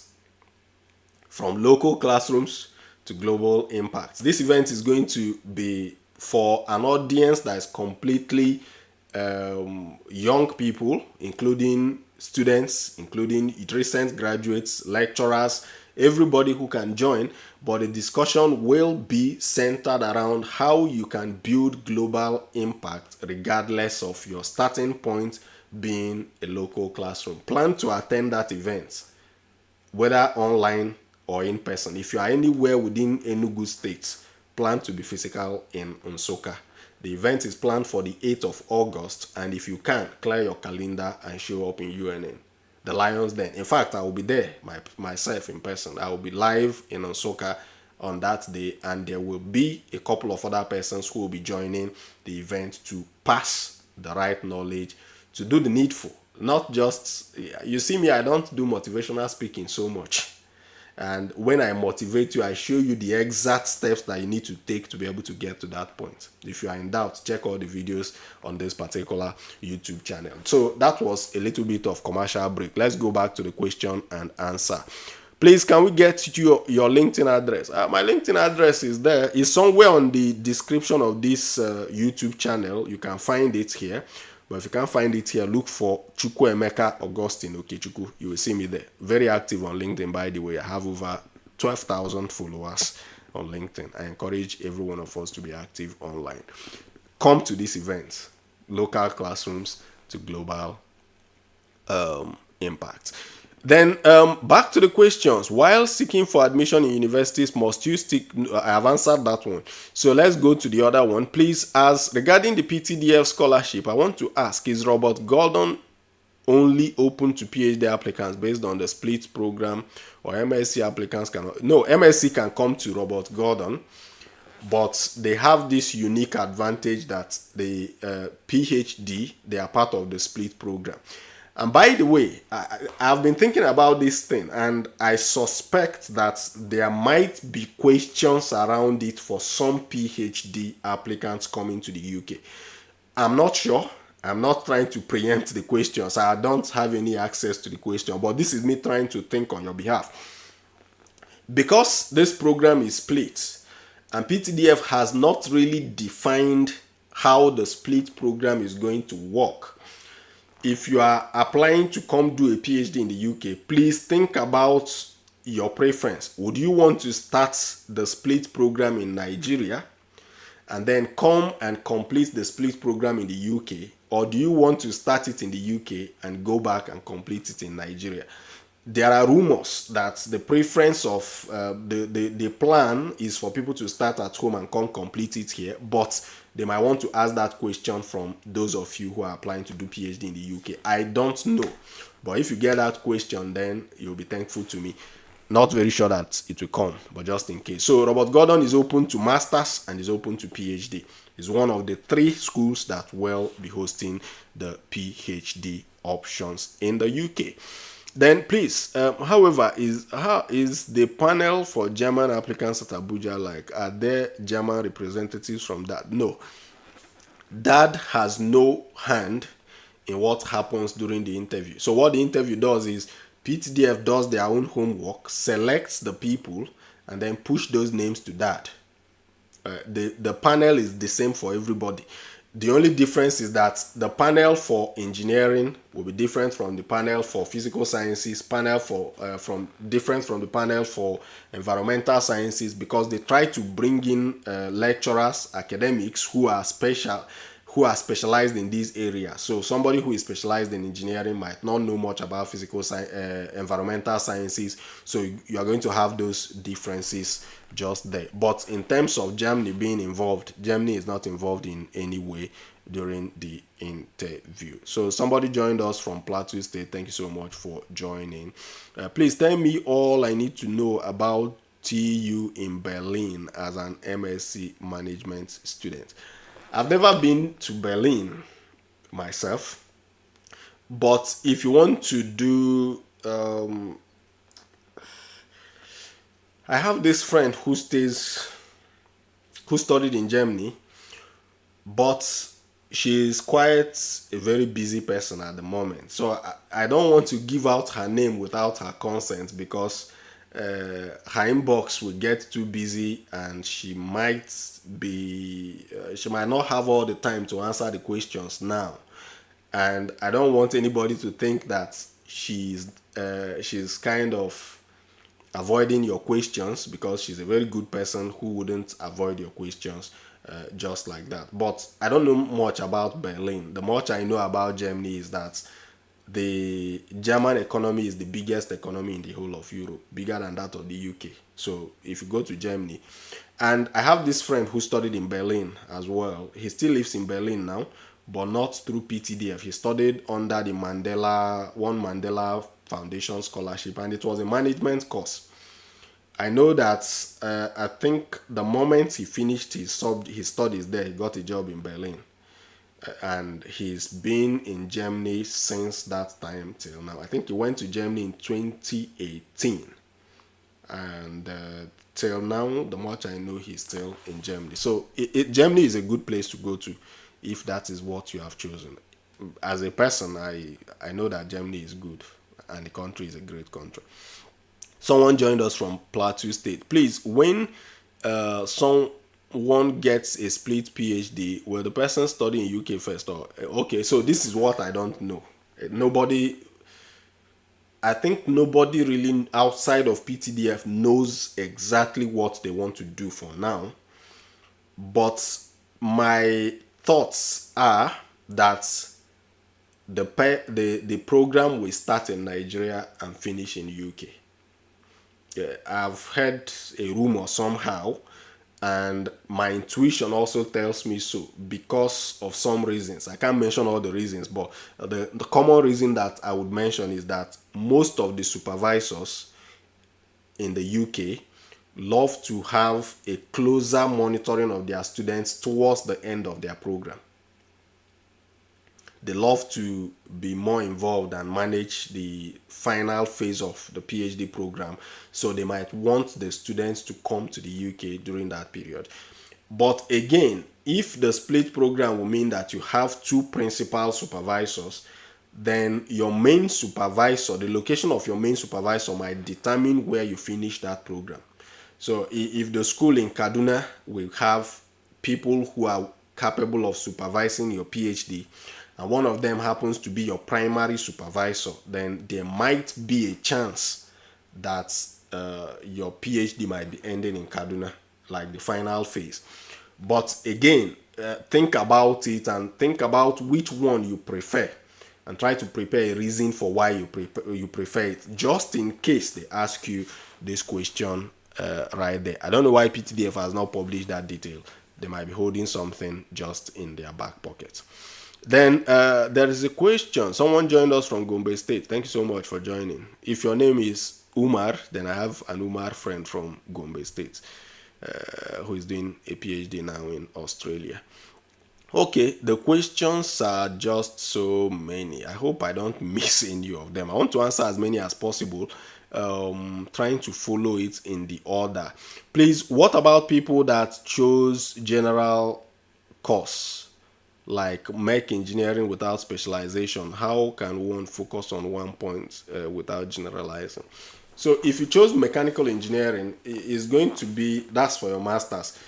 For most masters, it's going to start that way, from like a general perspective to a narrow problem. So think about an area of application for mechanical engineering to the oil and gas industry. Just think about one. Figure out one part of the oil and gas industry where mechanical engineering is applicable. You need to figure it out. Have it in your back pocket and go with it. Yeah. Then, can I still change a course after interview? I applied with my biochemistry degree certificate. Yes, you can change your course, except they have changed. I don't know if they will change that process this year, but in previous years, people have been able to change their course after the interview. People have been able to change their schools after the interview. One of my friends applied for well engineering, an aspect of oil and gas, but she ended up studying MSc in data science. And before she finished that data science program in my school, she already got a job, and today she's working somewhere in Wales within the UK here. So you can change your course. Please, sir, which PhD supervisors will you recommend in RGU for oil and gas platform decommissioning or CCUS? I don't know if I should mention names right here, but inexorable, I think, okay, I would say this: send me a message on LinkedIn or on WhatsApp, and then we can discuss more specifics. I don't want to mention the names of people on social media like this, but send me a message. I could understand your let me understand whether the scope of your work, whether it's simulation, whether it is lab work or something. Then I could potentially link you up with one or two supervisors for your project. Please, can you help us share professional bodies we can join if we studied software engineering? I don't know. But this is what you should do. Just go to Google, write professional bodies for software engineers. It's going to give you a list of them. You know, I'm an oil and gas person, and mostly, you know how they say it's called professional deformation. The profession you belong to, you kind of know so much about it, and sometimes you know very little about some other courses and all that.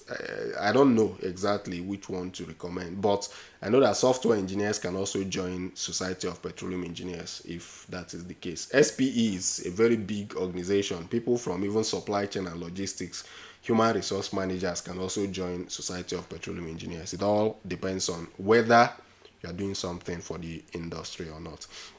Universities must you stick to the schools or country selected during application? I have answered this. You can change university, but you can't cross from one block of countries to the other. UK is one block, France, Germany, and Malaysia forms one other block. For changing of courses, that's possible.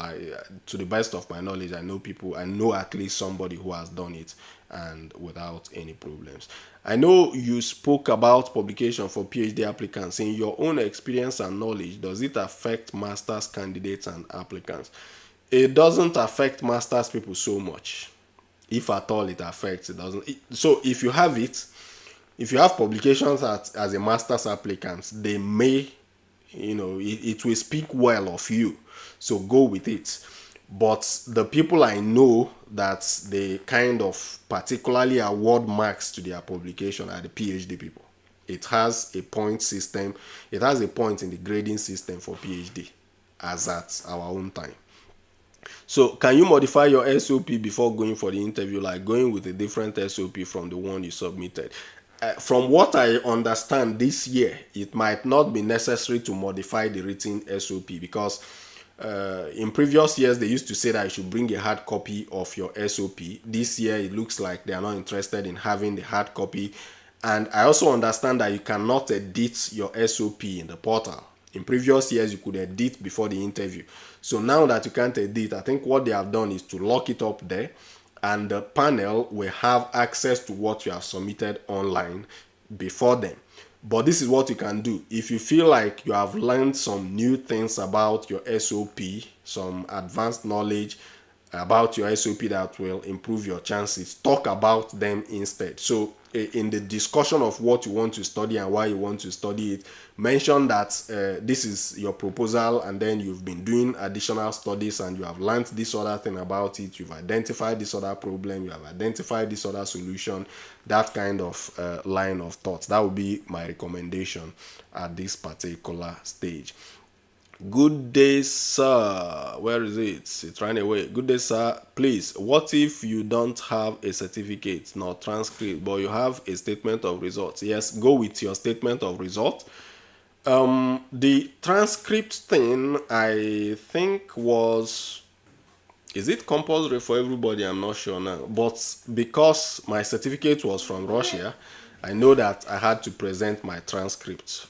I don't know if it is, I'm not sure now that transcript is compulsory, but you can definitely go with your statement of results. Please, sir, is there any implication for waiting till January, September set after? No. If you can wait, the scholarship is valid for one complete year, after which you will then need to apply for deferment.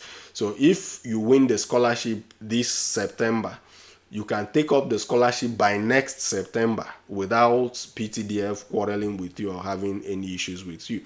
But if your program has a long vacation holiday and you are not really like under that tension of you want to jackpot today, tomorrow, then planning your trip into January can be helpful, because if you come in that January, you have a longer study period, and then you have a longer time to work full time. So greater opportunities for maybe internships and all that kind of thing. But again, if you also come in September, then your study is exactly 12 months, which means you are done with school very quickly and you can go into the job market as soon as possible. So both have their own ups and downs. But the September people in the UK generally don't have any long vacation holiday. They don't have summer holidays. And that is the major disadvantage with that one. Then somebody says, also, I am a fresh graduate and I don't have any relevant work experience. When I asked to talk about myself, can I talk about my undergraduate project and internship? Yes, of course. You don't need to manufacture any lies. The fact that they've seen your application and selected you for the interview means they are interested in it. My friend who won the scholarship in 2019 did not have any work experience. He was just fresh from NYSC. In fact, I have 3 friends like that who won the scholarship directly after NYSC. That shouldn't be a problem at all. Then the next question, Abdullahi listening from Taraba State. Thank you so much. Shortlisted for the interview for PhD Technology Innovation Management. Great. I wish you good success. The other question, please, do you have an idea when then why interview for Germany is centralized at Abuja and not localized like other countries? Interesting. Is that the case this year? Okay, well, I didn't know about that, but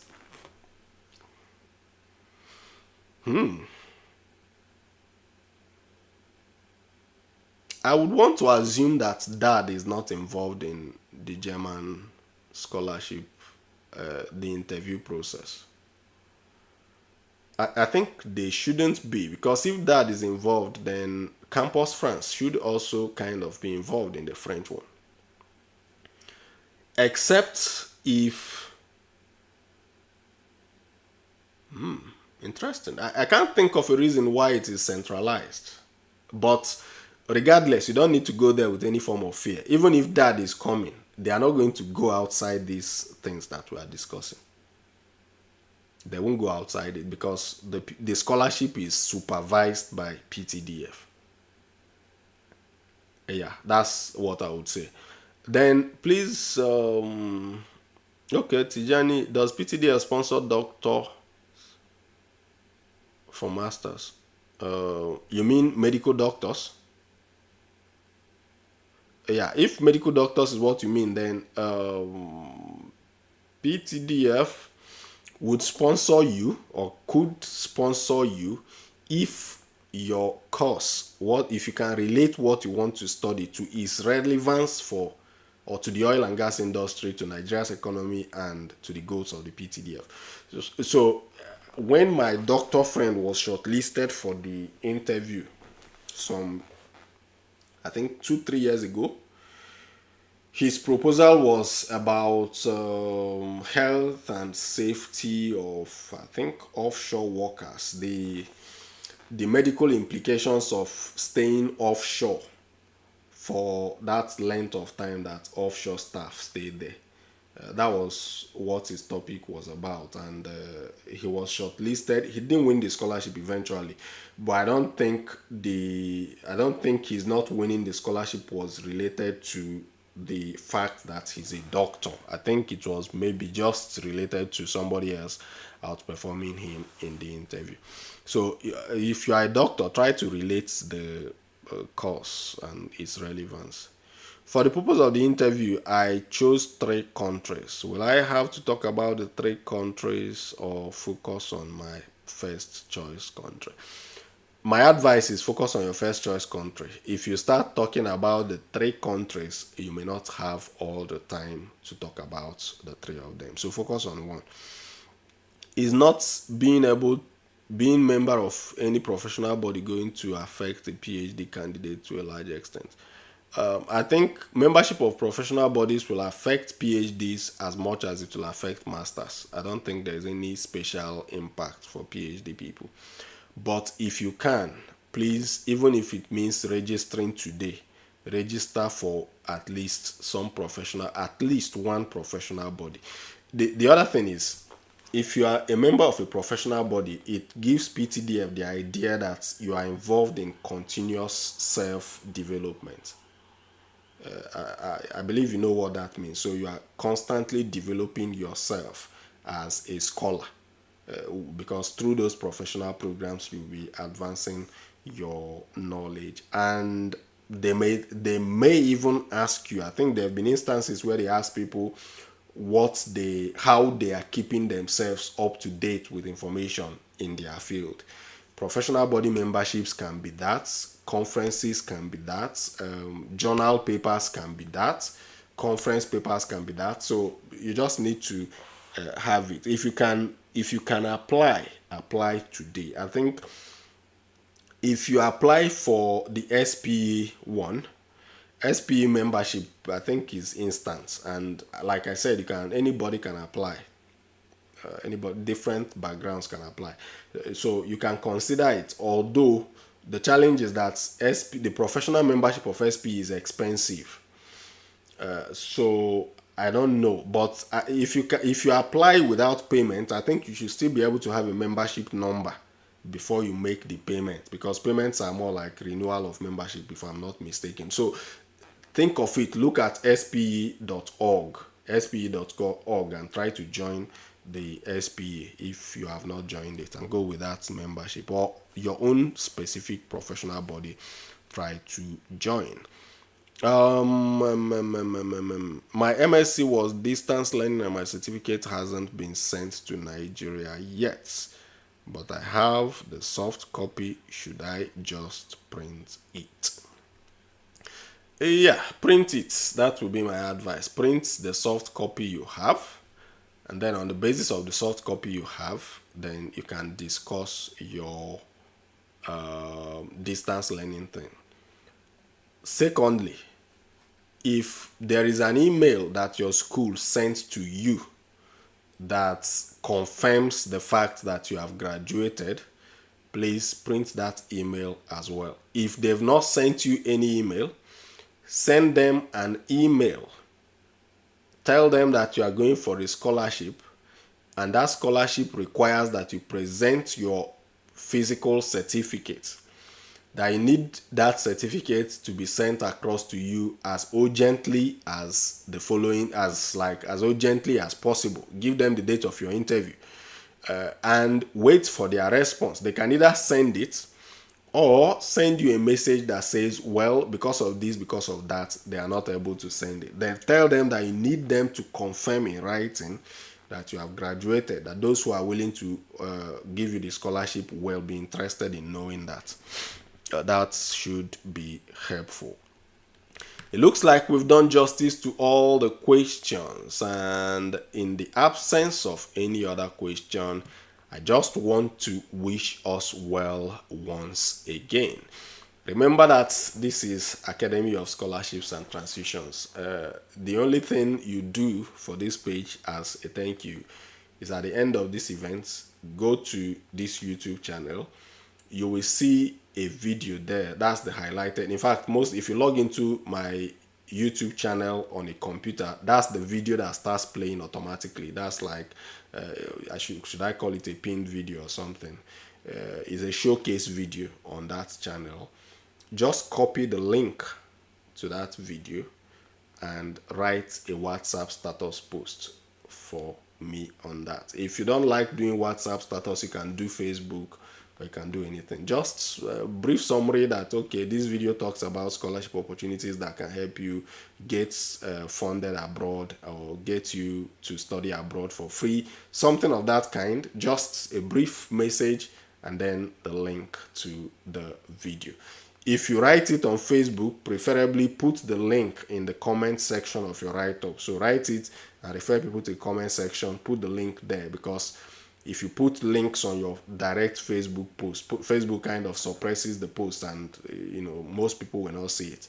But if you are putting it on WhatsApp, that will be good enough. Thank you all for joining today. And I want to say once again that I wish you all success. I wish every one of you success. Those of you who will be coming to Aberdeen, I hope to see you in Aberdeen. It gives joy. One day I went to the bank. I was close to a bank. I'm not sure again if I went there to withdraw money. But there was this guy, his name is Solomon. I don't know if he's listening now, but he follows my online activities and all that. And he eventually won the PTDF scholarship. And when I saw him that day, I didn't even recognize him, because it's not like we were friends who were talking on video calls and all that, but he was following. So he knew my face, and he called my attention, and then when he introduced himself to me, it gives a lot of joy. So for those of you who are coming to Aberdeen, I'm waiting for you. I'm expecting you to come over to this place, win the scholarship and come over here. Give it your best shot as much as possible. Practice. If you have some good friends around you, practice.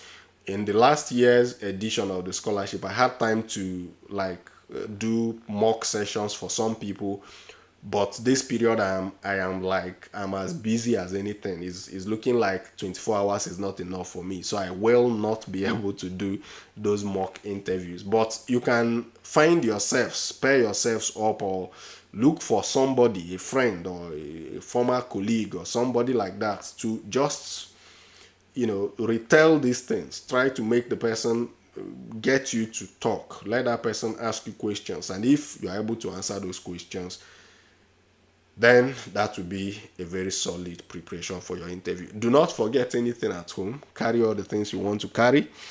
Pack your bags early.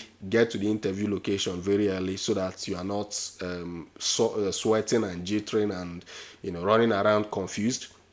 If it means that you should go and sleep over somewhere around your interview venue, please go and sleep over there. And your interview location is not necessarily a factor in whether you win. You must not stay within your geopolitical zone to do your interview. I did mine in Ibadan, and I'm not from the southwest. And in fact, the first interview that I did in my own geopolitical zone was the one I did not win. When I did it in Ibadan, I won it. I went to Ibadan basically because I was living and working in Lagos at the time. So everything, I pray, works out well for you. And ultimately, do not forget to pray and commit your ways into the hands of God. It's very, very important, because you can do everything that you want to do, learn everything you want to learn, and you go to the interview and get confused by questions and by arguments, sometimes by professors. And remember that these are professors. You can't really win them in an academic argument. Yeah, but my prayer for you is that God will grant you favor before them, and everything will work out well for your good. Then somebody is saying, how do I apply for the institutions I selected on PTDF portal? Don't know how to go about it. It's going to be, maybe I might need to do a video about this when I get time, but in summary, you go to the website of the university you've selected. You are going to see a section that says maybe postgraduate studies, or a section that says academics.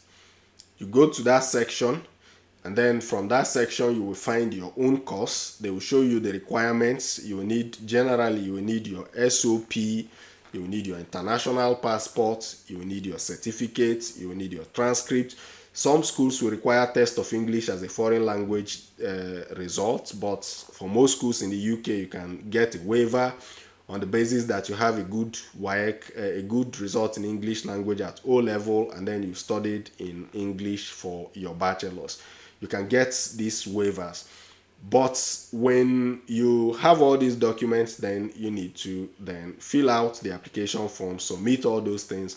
They will review it and then be in touch with you if they have any additional questions. For people coming to the UK as PhDs, there's a document called ATAS that you will apply for. I can't remember the full meaning now, but that will come after you've been admitted into your program. They do it for any course. I think some master's degree courses too, if the course has potential application in military technology, something like that. Yeah, but most PhDs, at least in engineering, will do it. How do I apply for institutions? I applied for, okay. So that's basically in summary how you go about the application for your admission. And this is it, Academy of Scholarships and Transitions. In the absence of any other questions, should we now be calling it a day? Before you just leave, the 47 of us, remember that there will be a program called Beyond Campus on 7th of August. You don't want to miss it. And if I say you don't want to miss it, know that you don't want to miss it. It's going to be a great event. Anybody within Enugu State, find yourself in UNN, on the 8th of August. The flyer for the event will be up by the weekend, possibly, but every other detail about that event will be communicated across board. The event is going to be massive. Those who came for last year's events can tell you the story, and I'll be sharing some testimonials and some reviews that were written about last year's events, just so you know that when you come for this event, you will be picking up a lot. We pour out the much we know, and the much we know can actually help a lot of people. This is me wanting to sign off. If you want to get connected with me on LinkedIn, check through this YouTube page. You will see a link to my YouTube channel.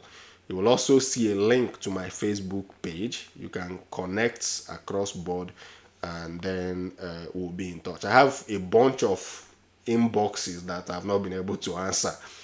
But again, as much as possible, I try to respond to my inboxes. You can imagine a Facebook page, a PhD, and a YouTube channel, and then like over 12,000 followers on LinkedIn. Messages can be massive sometimes, and sometimes relatively difficult to manage. So get connected.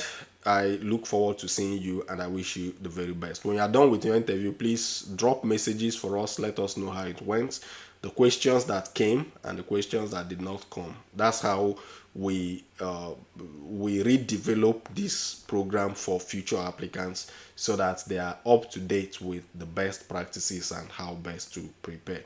What you've heard today, you will not hear in many other channels.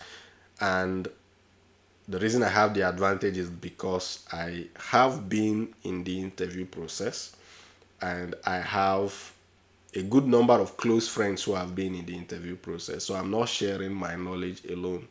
I'm sharing with you the experience of my friends and several other people who have gone for the interview.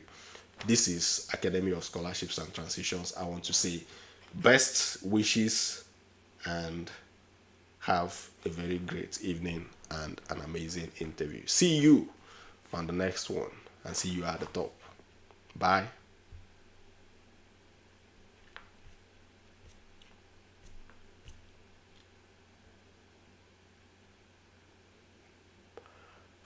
Okay, somebody is asking if PTDF requires you to come back to your home country. Kefasang, no. The straight answer is no, but there are some intricacies to it. So if you do, you will need to request a letter of no objection to be able to apply for a post-study visa in the UK if you studied in the UK.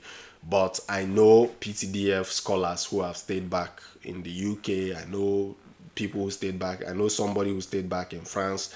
I know of people who stayed back. So long as the country you are going to allows you to stay back. I'm not sure Malaysia has a post-study permit for people to stay back, but UK, France, Germany, I can say of these three places, I know that people somehow stay back after their studies. PTDF can give you a letter of no objection to stay back, and you just use that to apply for your visa. That's it on that one. Please, sir, how can I take English proficiency tests?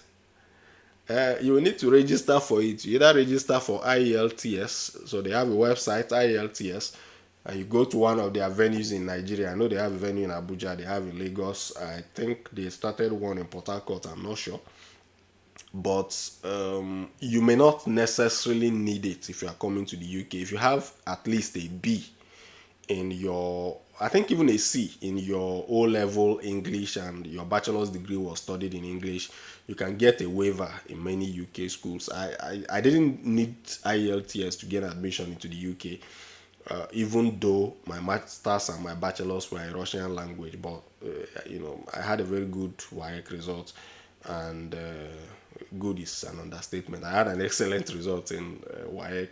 And then I also had publications that were in English at the time, and I had done my youth service in one of the state universities in Nigeria, in Akwa Ibom State University in particular, just in case anybody is from Akwa Ibom here. Then That's the way it is. You may not need it, but if your school, some schools will insist. I think University of Manchester, in our time, they were insisting, but I think now they have toned down a little bit. But regardless, if you have to take the exam, then and you are coming to the UK, IELTS is the more commonly is the more common one for people coming to the UK. You can also do TOEFL, that's TOEFL. There are schools that also accept Duolingo. Duolingo is much cheaper than the other two I mentioned.